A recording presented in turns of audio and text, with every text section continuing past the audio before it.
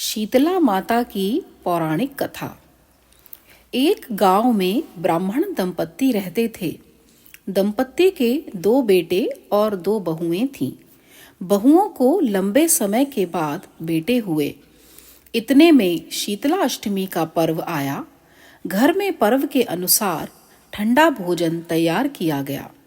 दोनों बहुओं के मन में विचार आया कि यदि हम ठंडा भोजन कर लेंगी तो बीमार हो जाएंगी और बेटे अभी छोटे हैं।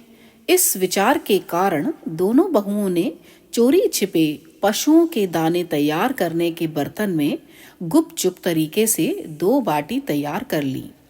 सास बहू शीतला की पूजा करके आईं और शीतला माता की कथा सुनी।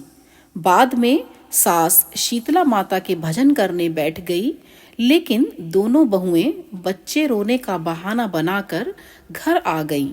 दाने के बर्तन से गरम गरम रोटला निकाला, चूरमा किया और पेट भरकर खाना खाया। सास ने घर आने पर बहुओं से भोजन करने के लिए कहा। बहुएं ठंडा बासी भोजन करने का दिखावा करके घर के काम में लग गईं। सास ने कहा कि बच्चे कब के सोए हुए हैं, उन्हें जगाकर भोजन करा लो। बहुएं जैसे ही अपने बेटों को जगाने गईं तो उन्हें मृत प्राय पाया। ऐसा बहुओं की करतूतों के फल स्वरूप शीतला माता के प्रकोप के कारण हुआ था। बहुएं विवश हो गईं और सास ने घटना जानने के बाद बहुओं को खूब डांटा। सास बोली कि तुम दोनों ने शीतला माता की अवहेलना की है, इसलिए घर से निकल जाओ और बेटों को जिंदा स्वस्थ लेकर ही घर में पुनः पैर रखना। अपने मृत बेटों को टोकरे में सुलाकर दोनों बहुएं घर से निकलीं। जाते जाते रास्ते में एक जीर्ण वृक्ष आया। यह खेजड़ी का वृक्ष था।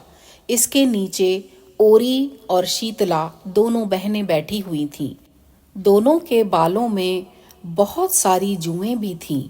बहुओं को थकान हो गई थी और इसलिए दोनों बहुएं ओरी और शीतला के पास आकर बैठ गईं।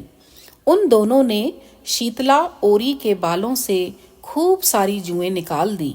जुओं का नाश होने से ओरी और शीतला ने अपने मस्तक में शीतलता का अनुभव किया और कहा कि तुम दोनों ने हमारे मस्तक को शीतल किया है, वैसे ही तुम्हें पेट की शांति मिले। दोनों बहुएं एक साथ बोली कि पेट का दिया हुआ ही लेकर हम मारी मारी भटक रही हैं, परंतु शीतला माता के दर्शन ही नहीं हुए। शीतला माता ने कहा कि तुम दोनों पापिनी हो, दुष्ट हो, दुराचारिणी हो। तुम्हारा तो मुंह भी देखने के योग्य नहीं है। शीतला अष्टमी के दिन तुमने ठंडा भोजन करने के बदले गर्म भोजन कर लिया था।